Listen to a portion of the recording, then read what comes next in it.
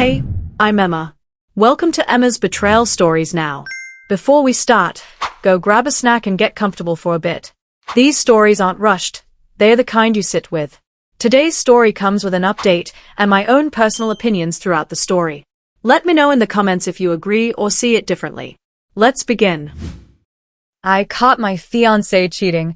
I turned my pain into a best-selling book and found my true self. The hotel key card kept failing, and I remember standing there in the hallway with my thumb rubbing the worn edge of the plastic like that would magically make it work, my overnight bag biting into my shoulder, my palms sweaty even though the air conditioning was blasting. I'd flown in 2 days early because Liam's conference had shifted, and I thought I was about to do this cute surprise thing. Room service, his favorite stupid sparkling water, maybe a photo of us in the city, like we were those people. The lock finally flashed green, and the door clicked open into a room that smelled like cologne and warm linen and something sharp, like citrus cleaner, because housekeeping had been in earlier. I took one step inside and heard it, a laugh, high and breathy, followed by Liam's voice, soft in a way he never used with me anymore. My stomach didn't drop. It went completely still, like my organs were trying to hide. It was a Thursday night in October when all of this started, and we'd been together for 5 years. Engaged for 9 months, wedding booked, invites half addressed, my mother already practicing how to cry prettily in photos. Liam and I met at a co-working space when I was freelancing, and he was building out some growth team at a software company. He was attentive in that early way that feels like safety. Remembering what coffee you drink, texting to ask if you ate, offering his jacket like he was in an old movie. I'm not immune to being chosen, okay? When he proposed, it was at my favorite lookout point with a ring he'd had custom-made, and he cried first, which I used to think meant he was sincere. Looking back, I think he just felt everything loudly, including entitlement. The thing about walking in on someone cheating is that your brain tries to bargain with your eyes. I saw the 2 suitcases by the dresser, one of them not mine. I saw a pair of women's heels kicked off near the bed, one shoe on its side like it had been thrown. I saw Liam's blazer on the chair, his watch on the nightstand. I saw him, shirtless, leaning over someone whose hair was spread across the pillow like a dark fan. It would have been easier if it was a stranger. It wasn't. It was Harper. I knew Harper. She'd been at our engagement party, standing by the cheese board in a fitted dress, telling me I was so lucky with that polished, corporate smile. Harper's eyes snapped toward me first, and her face did that quick flicker people get when they're caught, like a mask slipping before they can glue it back on. Liam jerked upright, so fast the sheets tangled around his waist. Maya, he said my name like it was an accident happening to him. Like I was the emergency, not the betrayal. What are you doing here? I didn't even answer at first because my mouth went dry. My tongue felt too big. I could taste the mint from the airport gum I'd been chewing like it was poison. My hands were shaking, but in this weird, controlled way, like my body was trying to keep me from screaming so I wouldn't draw attention in a hotel hallway. Harper started, pulling the sheet up to her chest with both hands. Her nails were manicured, pale pink, perfect. I noticed that because my brain is petty and stupid in crisis. Maya, I didn't know. You didn't know. I repeated, and it came out flat, almost bored. I stared at Liam's face because I needed to see if he looked guilty, if he looked human. He looked panicked. Those aren't the same. Liam swung his legs off the bed, trying to stand like he could somehow physically block me from reality. This isn't. Don't, I said. One word. It sounded louder than it was. My voice didn't shake, which scared me more than if it had. Harper looked between us like she was waiting for permission to run. Liam reached for his jeans on the floor, and I watched him put one leg in, then the other, like I was watching a stranger do a magic trick with my life. Why? I asked him, and my throat tightened on the single syllable. I wasn't asking for a philosophical essay. I was asking because I genuinely couldn't understand why someone would do this when our wedding website was live and my dress was hanging in my closet back home. Liam's eyes darted, scanning for the right lie. We've been stressed, he said finally, like stress is an aphrodisiac for coworkers in hotel rooms. You've been distant. I laughed once. It sounded ugly. I've been planning our wedding, I said, and that was the first time my voice rose. I've been working 2 jobs. I've been trying to make your mother like me, even though she calls me a bit intense every time I leave the room. Harper flinched at the mention of his mother, like she had any right to flinch. Liam took a step toward me. I backed up without thinking. The edge of the nightstand pressed into my hip. Maya, listen, he said, palms up like he was calming a wild animal. It just happened. It didn't just happen, I said, and my eyes stung. My chest felt tight, not from sadness yet, but from adrenaline. You booked a hotel. You packed. You brought her. Harper's cheeks went red. Liam told me you two were basically over, she blurted, like that would make her the victim. I looked at her properly then. We were not basically over, I said. We were basically getting married. Liam's face hardened for a second, annoyed, not at Harper, not at himself, at me for making this harder. Can you not do this right now? He snapped, and it was so familiar. That was the Liam I knew, the one who hated inconvenience more than wrongdoing. That's when something in me turned cold and practical. I set my overnight bag down gently, like if I moved too fast I'd break. I pulled my phone out and took a photo of the room, just the bed, the heels, Liam's blazer. Not because I wanted revenge porn, because I knew in my bones that in a week people would try to rewrite this. They'd say I overreacted. They'd say I misunderstood. They'd say Liam was going through something. Liam lunged forward. What the hell are you doing? Protecting myself, I said, and my hands were shaking so badly the camera clicked twice. Harper scrambled off the bed, still wrapped in the sheet, and started grabbing her clothes from the floor. She wouldn't look at me. I watched her hands fumble with her blouse buttons. Liam stepped between me and the door. We need to talk, he insisted, like he could keep me in that room until I agreed to be confused. I stared at his chest, at the faint line of hair, at the little mole near his collarbone I used to kiss. It made me feel nauseous. Move, I said. Maya. Move, I repeated, and there was a note in my voice that made him do it. Not because he respected me. Because for the first time, I sounded like someone who might make a scene. I walked out. My legs felt like they belonged to someone else. My ears rang. The hotel hallway carpet was patterned in ugly swirls, and I remember staring at it because it was easier than imagining Liam behind me. In the elevator, my reflection looked wrong. Hair too smooth, lipstick still intact, eyes too wide. I pressed my forehead against the cold metal wall and breathed in short, shallow pulls like I was trying not to vomit. Outside, the city felt loud and indifferent. Car horns, drunk laughter, a siren in the distance. I stood on the sidewalk with my bag and my phone, and the ridiculous sparkling water clinking inside it, and I realized I had nowhere to go in the city except back to that hotel or forward into something unknown. So, I booked another room in a different hotel across town. I sat on the bed in my jeans and stared at my engagement ring until the skin under it felt too tight. Then I took it off and put it in the little ceramic dish by the sink like it was something sharp. The next morning, Liam called 14 times. He texted, "Please let me explain." He texted, "Harper means nothing." He texted, "I was going to tell you." Then, after I didn't respond, he texted, "You're making this worse." That last one did something to me. It wasn't even surprising. It was just clarifying. I changed my flight. I went home. I walked into our apartment, and it smelled like his shampoo and the candle I'd bought for wedding vibes. I opened the wardrobe and stared at my dress and its garment bag for a long time, my hand resting on the plastic.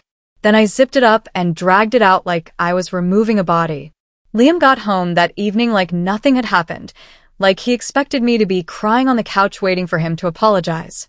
He froze when he saw the suitcases by the door. "What are you doing?" he asked, voice already irritated. "I'm leaving," I said. He blinked like I'd spoken a foreign language. "No. We're not doing that." I looked at him, truly looked. He had a small bruise on his neck, faint, near the collar. My stomach turned. "Move," I said again. Same word, same calm. Liam stepped closer, lowering his voice into something soothing, like he was trying to hypnotize me. Maya, you're emotional. You flew in, you saw something, you're spiraling. Let's just sit down and… I saw you, I said. My voice cracked on you, not with sadness, but with anger.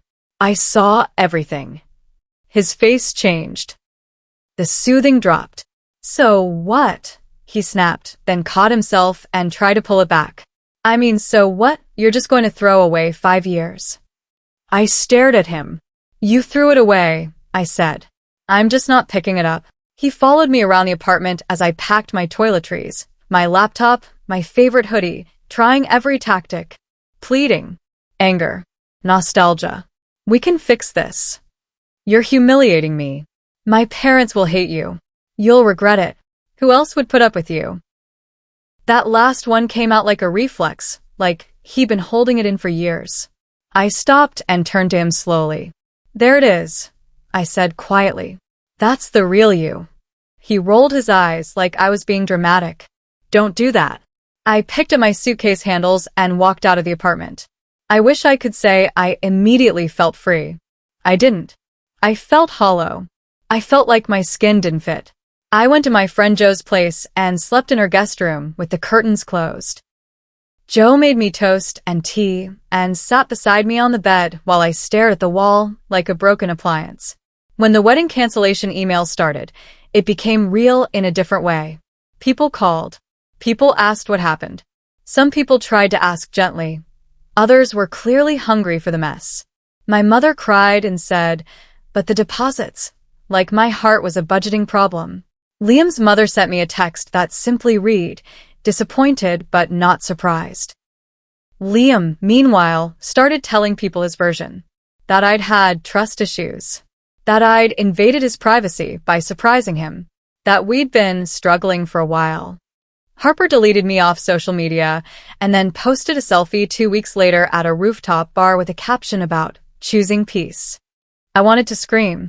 Instead, I did something I've always done when I can't control the outside. I started writing. At first, it was just notes on my phone at 3 a.m. when I couldn't sleep. Observations. Things he'd said. How my chest felt when I remembered the bruise on his neck. How my hands shook when I walked past bridal shops. How I kept hearing, "Who else would put up with you?" in his voice like it was stuck in my ears. Joe is the one who suggested I make it into something. She works in publishing, not glamorous publishing, more like the gritty, help authors not drown side of it. One night she sat on the kitchen floor with me while I ate cereal out of the box and said, Maya, you're not just venting. You're documenting. I laughed bitterly.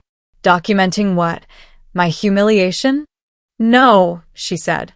How someone slowly convinces you to accept less. That line hit me harder than anything Liam had said. So I wrote a proposal. Not a revenge book. Not a men are trash manifesto. A book about red flags that don't look like flags at first. About how charm can be control, wearing a nice shirt. About how people confuse being chosen with being safe. Joe showed it to an agent she knew. The agent asked for the first 3 chapters. I sent them, hands sweating, expecting silence. 2 weeks later, the agent called and said, I can sell this. I remember sitting on Joe's couch, phone pressed to my ear, staring at a sock on the floor like it held the meaning of life. Why? I asked because my brain still didn't understand why anything would go right after something went so wrong. Because it's honest, the agent said. And because you don't sound like you're trying to be inspirational.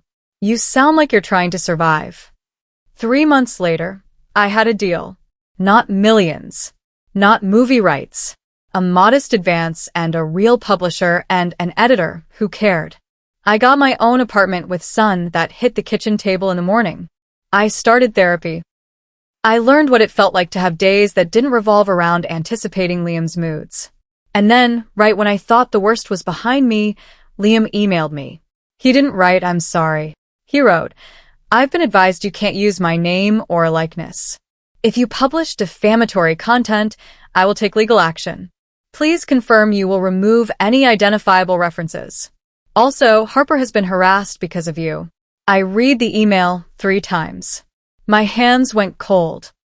My therapist once told me trauma can make you feel like time collapses, and in that moment I was back in the hotel room again, hearing Harper's laugh. Joe read it, jaw tight. He's trying to scare you, she said. My editor called and said, "We've already had legal look at it. You're fine. We're changing details anyway." But I wasn't fine. Not internally.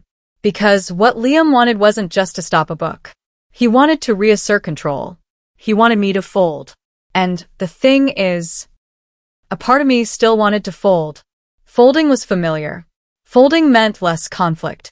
Folding meant maybe he'd stop yelling in my head. That night, I sat at my kitchen table and stared at my laptop screen with the cursor blinking at the end of a chapter titled, "The Day I Stopped Asking Permission." My fingers hovered over the keys, trembling. Then my phone buzzed. A text from an unknown number. "You think you're a victim, but you're just a liar. I hope your book flops." My throat went tight. I stared at it until the letters blurred. A second text came through. "Answer me." And I knew exactly who it was. I stared at my phone, then at my laptop, then back at my phone, feeling my heart pound against my ribs like it was trying to escape. My thumb hovered over the screen. I could block the number. I could ignore it. I could respond. I could do the thing I always did, try to calm him, try to manage him, try to keep the peace. Instead, I opened a new document and typed a single sentence. The last thing he stole from me was my silence. And right there, mid-breath, mid-shake, mid-memory, something in me decided I wasn't going to be scared into disappearing. Okay, before I even get to the update part, Liam is one of those people who treats consequences like personal attacks. He didn't just cheat. He tried to rewrite the cheating into relationship stress and your trust issues and privacy. That's not a mistake. That's strategy. The most infuriating part is the audacity of him acting like you flying in early was the betrayal, as if surprise visits are crimes now. He wanted you to question your own eyes. And the who else would put up with you? Line is straight up emotional sabotage. That sentence is designed to live in your head rent-free and make you accept crumbs. Harper is not innocent. I don't care how many I didn't know speeches she gives while clutching hotel sheets. She came to your engagement party, ate your food, smiled in your face, and still ended up in that room. But I will say, Harper isn't the mastermind. She's the willing accessory who thought she was special because a taken man chose her. People like that always look shocked when they realize they're not the exception, just the pattern. Joe is the MVP. Not in a cheesy girl power way, more like in the practical, here's toast, here's a couch, here's the truth, now breathe way. She didn't feed you revenge fantasies. She handed you a pen. And you? The fact you turned pain into something structured and honest is impressive. Not because a book deal is a magical fix, but because writing forced you to stop minimizing your own reality. That's the real turning point. Not fame, not money, clarity. Update. So after that unknown number text, things escalated fast, and I need to be specific because people always assume best-selling book means you become untouchable. You don't. You just become more visible, which means every crack in your life gets sunlight. First, I didn't reply to the text. I blocked the number. My hands were shaking when I did it, not because I wanted to respond, but because my body still had that old training. Keep him calm, keep him contained, keep the peace. Blocking him felt like stepping off a ledge. Then I got another message from a different number the next day. Same vibe. Same controlling cadence. You're ruining my life. You're obsessed. You need help. He tried to sound clinical like he was diagnosing me. I blocked that one too. Joe told me to screenshot everything and send it to my editor's legal team. My editor told me not to engage. My therapist asked me gently, what would it mean if he can still get you to react? And I hated that question because the answer was, it would mean he still owns a piece of me. The book process kept moving anyway. We changed names. We changed cities. We combined certain incidents, so it couldn't be pinned to one identifiable moment. My editor was careful. My lawyer friend, yes, now I have a lawyer friend. Adult life is weird, said Liam could threaten all he wanted, But truth plus changed identifiers plus no direct accusations equals a lot of bluster and not much bite. Meanwhile, Harper started orbiting again. She didn't contact me directly, but I started seeing little things. A friend sent me a screenshot of Harper tweeting something vague about women weaponizing stories for attention. Another mutual posted a group photo where Harper was front and center and Liam was in the background, and someone in the comments wrote, "Hard launch," like it was a celebrity relationship. I felt sick, not because I wanted Liam back, but because I hated being turned into content by people who'd already taken enough from me. Then the book got announced. My publisher posted the cover reveal on Instagram. My name, the title, a short description. It wasn't "I got cheated on." It was more like a candid exploration of love, control, and the quiet ways we abandon ourselves. I stared at the cover for a long time. It looked like someone else's life. It looked clean. It didn't show the mess behind it. The comments were mostly supportive. Some were from strangers saying, "I needed this." Some were from friends I hadn't spoken to in a year saying, "So proud." My mother texted, "I saw it. It looks lovely. Please call me." Liam's mother, somehow, found a way to message me through a cousin. "I hope you're not humiliating our family." Then Liam did something that made my stomach flip. He emailed my publisher directly. Not with legal threats this time. With concern. He wrote a long, polite email about misrepresentation and mental health, and how he worries Maya is in a fragile state. He attached a screenshot of a private message thread from months earlier, me telling him to leave me alone, him replying me saying, "Stop contacting me." He framed it like I was unstable, and he was the reasonable one trying to resolve conflict. My editor forwarded it to me with a simple line. "We're not engaging. Are you safe?" I stared at the email until my eyes burned. The rage I felt wasn't hot. It was icy, because it was so familiar. This is what Liam did in our relationship whenever I was upset. He'd become calm and articulate and turn my reaction into the problem. He'd make the room tilt. Joe came over that night with takeout and sat at my kitchen table. "He's scared," she said bluntly. "Of what?" Asked even though I knew.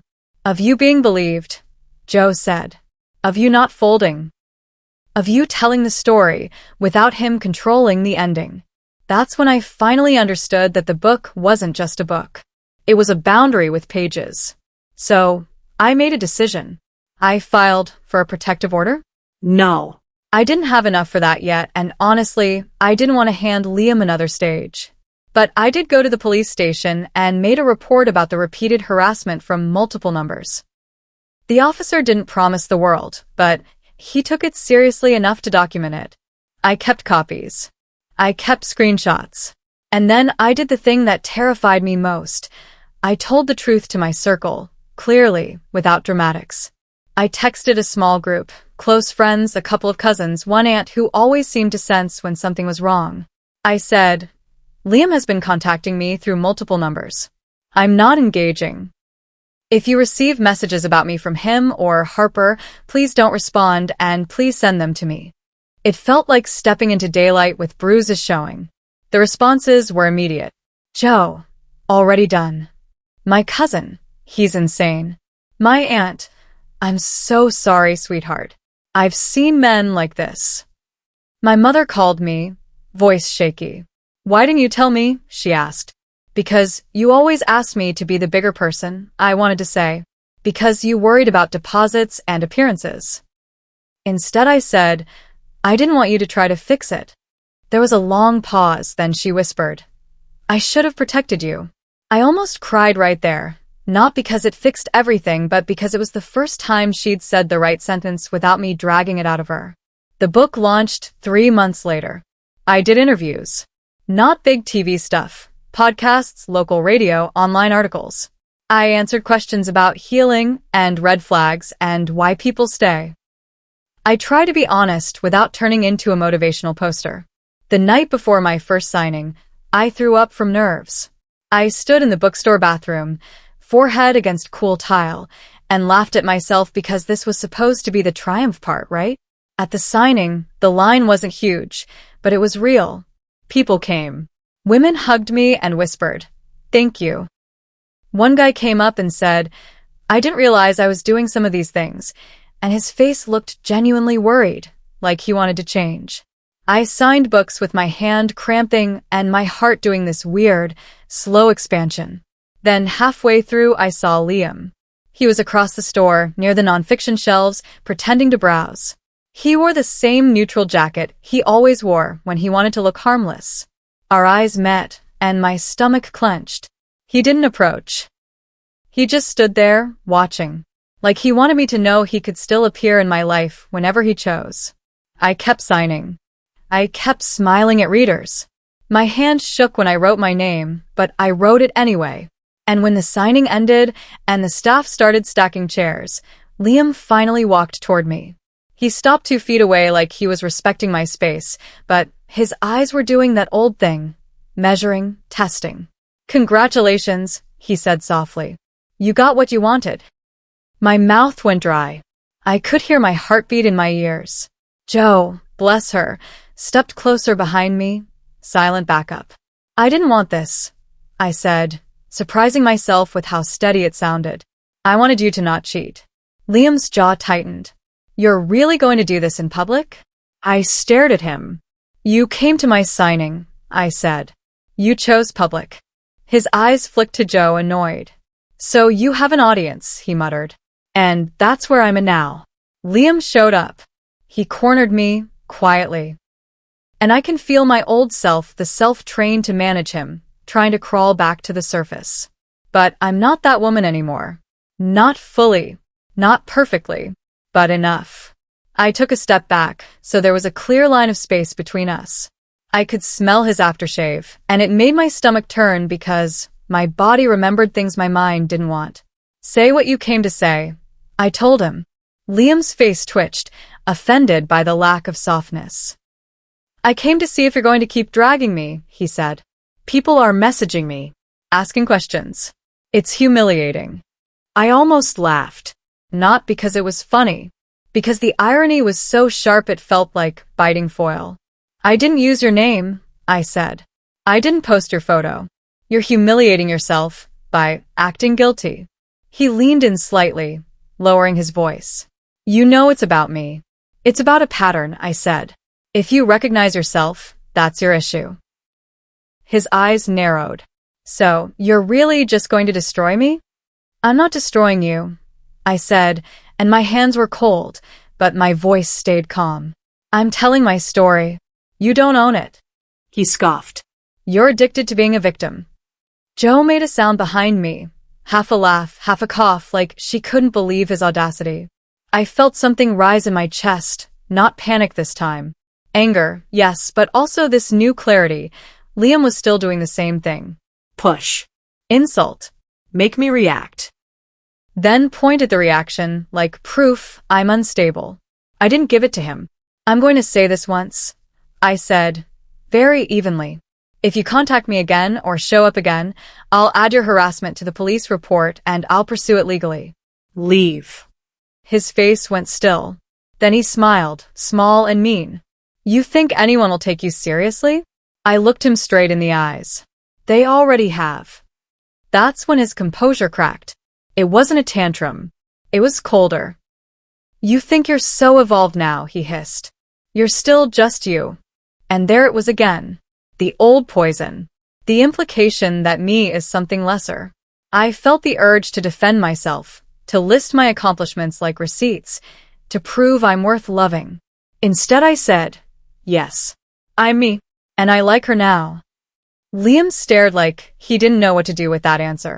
A bookstore employee walked by, glancing at us. Liam's expression shifted immediately into polite neutrality. "Fine," he said smoothly, loud enough to sound reasonable. "I just wanted closure." I shook my head. "Closure isn't something you request from the person you hurt," I said. "Go." He stood there for a second longer, eyes flicking over my face like he was trying to find the old Maya, the one who flinched. When he didn't find her, he turned and walked out, shoulders stiff. The second the door shut behind him, my knees went weak. I grabbed the edge of the signing table like the floor had tilted. Joe's hand closed around my arm. You did it, she murmured. I feel like I'm going to throw up, I admitted. You smiled. Yes. Throw up later. Right now, breathe. I went home that night and sat on my couch in silence. My apartment smelled like paper and vanilla candle wax, and the takeout Joe had insisted I eat. I stared at my bookshelf, where my book now sat with the cover facing out, and for the first time I let myself feel the grief properly.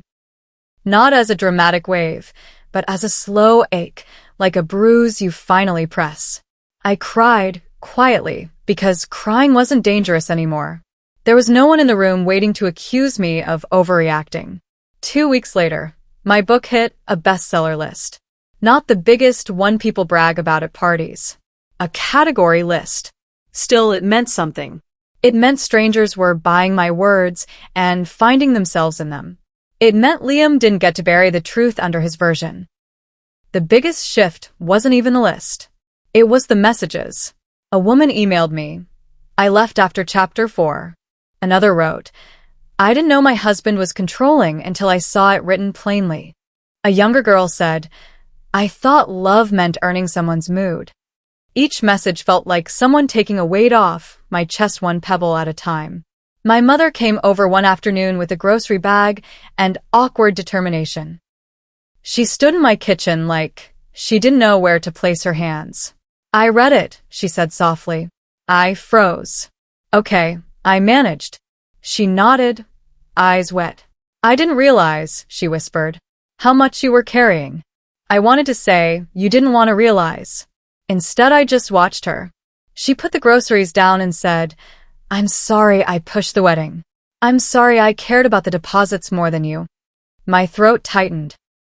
I stared at the cutting board on my counter, the little scratches on it from years of cooking. Thank you, I said, because it was all I could say without falling apart. And then, weirdly, life kept happening. I started going on walks without headphones, letting my thoughts exist without drowning them. I took a ceramics class and made a bowl so lopsided it looked like it had survived a natural disaster, and I loved it anyway. I learned to go to restaurants alone and not feel like a rejected person. I learned the difference between loneliness and peace. A year after the hotel, I ran into Harper at a cafe. She looked thinner. Tired. She saw me, froze, and I watched her debate running. I didn't want revenge. I didn't want a scene. I wanted to see if she was still the person who could smile at an engagement party and then climb into a hotel bed. She approached slowly, clutching her coffee like a shield. Maya, she said, voice small. I read your book. I raised an eyebrow. She swallowed. I'm not here to fight, she said quickly. I just wanted to say I'm sorry. I studied her face. No polished corporate grin. Just bare discomfort. Why now? I asked. Harper's eyes flicked away. Because it happened to me, she admitted, and her voice cracked slightly. Liam cheated on me. With someone at work. And he told her I was basically over, too. I let that sit in the air between us. The pattern repeating like clockwork. I didn't feel smug. I felt tired. I'm sorry, I said, surprising myself. Not because I forgave her. Because I understood the humiliation. Harper exhaled, shaky. I deserved it, she whispered. I shook my head. You didn't deserve it, I said. But you did help him do it to someone else. She flinched, then nodded, tears in her eyes. I know. I took my coffee and stepped back. I hope you choose better, I said. For yourself. And for other women. And I walked away, not shaking, not buzzing with adrenaline. Just done. That night, I came home and looked at myself in the bathroom mirror. Same face. Same eyes. But the expression was different. Not hardened. Not haunted. Just present. I didn't win a dramatic victory. I didn't ruin Liam's life. I didn't need to. I built a life where his choices didn't control my weather anymore. And that's what I mean when I say I found my true self. Not some shiny new version. Just the one I used to abandon to keep someone else comfortable. Liam is the kind of cheater who's almost more dangerous than the obvious villain type because he thinks he's reasonable. He cheats, then immediately starts negotiating reality like it's a contract. It just happened. You were distant. You're emotional. You're making this worse. He doesn't want forgiveness because he feels remorse. He wants forgiveness because he hates consequences. And showing up at your book signing? That's not closure. That's a power play and a neutral jacket. It's him trying to remind you that he can still appear, still unsettle you, still pull your attention like a string. Honestly, he deserves a lifetime of being ignored with the calm confidence you showed him in that bookstore. Nothing bruises a control freak like irrelevance. Harper is messy. She's not the cartoon villain in this story, but she's not some helpless bystander either. The engagement party detail is damning. She smiled in your face while stepping toward your life like it was available. Her apology, only arriving after Liam did the same thing to her, is predictable. But I'll give her this. She actually faced you. She didn't hide behind vague posts forever. If she genuinely changes, good. If not, she'll keep repeating the same cycle with different names. Jo is the hero people don't hype enough. Not because she saved you, but because she did the unglamorous parts. Feeding you, sitting in the ugly silence, telling you the truth without making you a project. She helped you turn chaos into a narrative you controlled. That's real support. Your mother is complicated in a way that feels painfully realistic.